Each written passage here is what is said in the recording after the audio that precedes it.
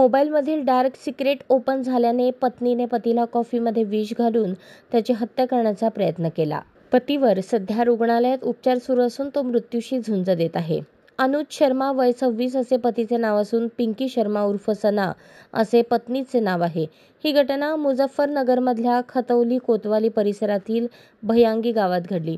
2 वर्षांपूर्वी गाझियाबादच्या लोणी police station परिसरातील फारखनगर येथील रहिवासी पिंकी शर्मा उर्फ सना हिच्याशी अनुज याचा विवाह झाला होता. अनुज मेरठच्या ग्लोबल हॉस्पिटलमध्ये काम करतो. लग्नानंतर काही महिन्यातच अनुज आणि पिंकीमध्ये वाद सुरू झाले.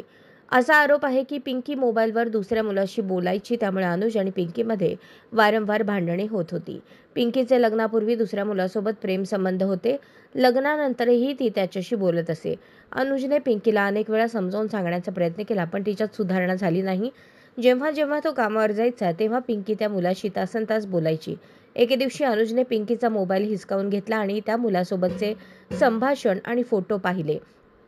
25 तारखेच्या संध्याकाळी पिंकीने अनुजच्या कॉफीमध्ये विष मिसळले आणि त्याला मारण्याच्या उद्देशाने ते त्याला प्यायला लावले. ही कॉफी प्यायल्यामुळे अनुजची प्रकृती बिघडली आणि त्याला मेरठ रुग्णालयात दाखल करण्यात आले. सोलापूर महानगरपालिका आरोग्य खात्यांतर्गत नागरी हिवताप योजना मलेरिया विभाग कामगार संघटनेच्या वतीने विश्वरत्न महामानव डॉ. बाबासाहेब आंबेडकर यांच्या 134व्या जयंतीनिमित्त वार्षिक बैठक मोठ्या उत्साहात पार पडली. बैठकीच्या अध्यक्षस्थानी वालचंद पाटील हे होते. यावेळी नूतन पदाधिकाऱ्यांची निवड करण्यात आली. मलेरिया विभागाच्या अध्यक्षपदी सिद्धेश्वर सावंत यांची, खजिनदारपदी परमेश्वर कसबे, सेक्रेटरीपदी महेश कदम यांची निवड करण्यात आली. यावेळी कर्मचारी मोठ्या संख्येने उपस्थित होते. शुक्रवारी भूकंप झाला. या भूकंपाची स्केल 7.9 रिश्टर होती. या भूकंपाची तीव्रता इतकी जास्त होती की आजूबाजूच्या देशांनाही त्याचे धक्के जाणवले. एवढेच नव्हे तर नॉयडा आणि गाझियाबादपर्यंत हे धक्के जाणवले. या भूकंपामुळे बँकॉकमधील एक इमारत देखील अक्षरशः पत्त्यांसारखी कोसळली असल्याचे व्हिडिओ सोशल मीडियावर व्हायरल होत आहे. पण या सगळ्यात आणखी एक व्हिडिओ व्हायरल झाला आहे. दिवसा झालेल्या भूकंपाने अनेक व्हिडिओ सोशल मीडियावर व्हायरल होत आहेत. यातील सर्वाधिक हृदयद्रावक व्हिडिओ चीनमधील आहे. म्यानमार आणि थायलंडमध्ये आलेल्या भूकंपाने चीनमधील युनान रुईली प्रांतातही धक्के बसले. याच प्रांतातील 2 नर्सचा व्हिडिओ व्हायरल झाला आहे. जिनचेंग हॉस्पिटलमधील नवजात बालक विभागात 2 नर्स नवजात बालकाची काळजी घेताना दिसत होत्या. या दरम्यान भूकंप आल्यानंतर एका नर्सने हातात असलेल्या चिमुकल्या बाळाला साक्षात मृत्यू दिसत असतानाही हातातून सोडले नसल्याचे दिसून येते.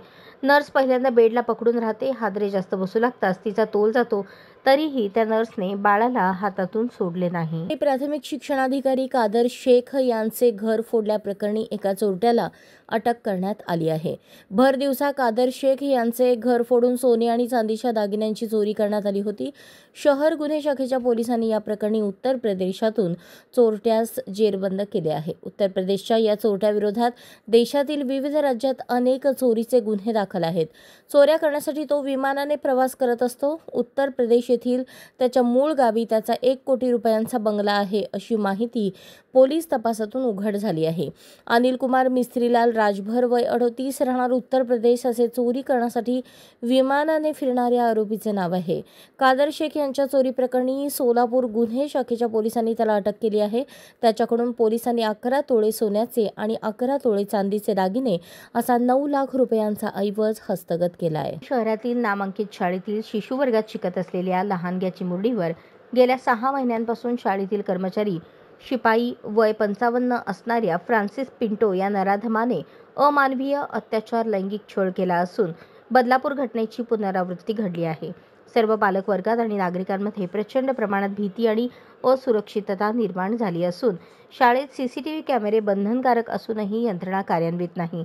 मुलींना प्रसाधनगृहात ने-जा करण्यासाठी महिला कर्मचाऱ्यांची नियुक्ती नाही. कर्मचारी चारित्र्य पडताळणी पत्र नाही.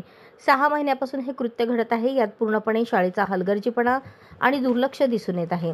शाळेतील कर्मचारी फ्रान्सिस पिंटो, शाळेचे मुख्याध्यापक, शिक्षक, शिक्षकेतर कर्मचारी, संचालक मंडळ यांच्यावर पॉस्को अंतर्गत गुन्हा दाखल करून तात्काळ अटक करण्याची मागणी महिला आघाडी संपर्क प्रमुख, उपनेत्या प्रवक्त्या संजनाताई घाडी, उपनेत्या अस्मिता गायकवाड यांच्या मार्गदर्शनाखाली महिला जिल्हा प्रमुख प्रिया बसवंती, उपशहर प्रमुख ज्योती चितकोटी, उपशहर प्रमुख गीतांजली माने, महिला आघाडीच्या सर्व शाखा उपशाखा पदाधिकारी यांनी पोलीस आयुक्त एम राजकुमार यांना निवेदन देऊन केली आहे.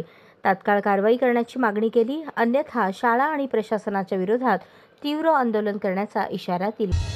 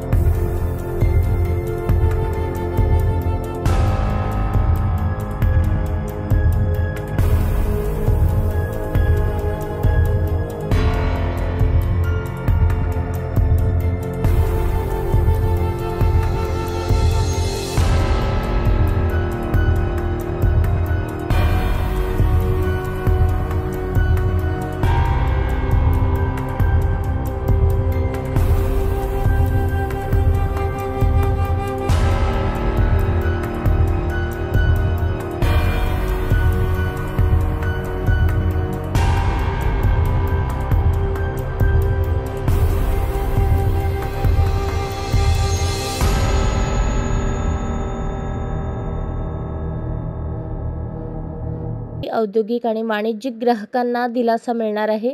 येत्या 1 एप्रिलपासून वीज दर कमी होणार आहे. राज्य वीज नियामक आयोगाने महावितरण, टाटा, अदानी आणि बेस्टसह अन्य वीज वितरण कंपन्यांना नवीन वीज दर लागू करण्यास शुक्रवारी मध्यरात्री मंजुरी दिली. मुख्यमंत्री देवेंद्र फडणवीस यांनी वीज दर कमी करण्यासाठी प्रयत्न केल्याचे सांगितले जात आहे. आता 1 एप्रिलपासून ग्राहकांना वीज दर कमी होणार आहे. वीज दर कमी होण्याची 2-3 कारणे आहेत. एक म्हणजे अपारंपरिक ऊर्जा आणि सौर ऊर्जा ही मोठ्या प्रमाणात उपलब्ध होत आहे, त्यामुळे वीज दर कमी झाले आहेत. सध्या सौर ऊर्जेचे दर प्रति युनिट 3-3.5 रुपये आहेत, तर अपारंपरिक ऊर्जेचा दर प्रति युनिट 8 ते 9 रुपये आहे. दुसरीकडे महावितरणचे दर सध्या प्रति युनिट 4 ते 4.5 रुपये आहेत, पण हेच दर 1 एप्रिलपासून कमी होणार आहेत.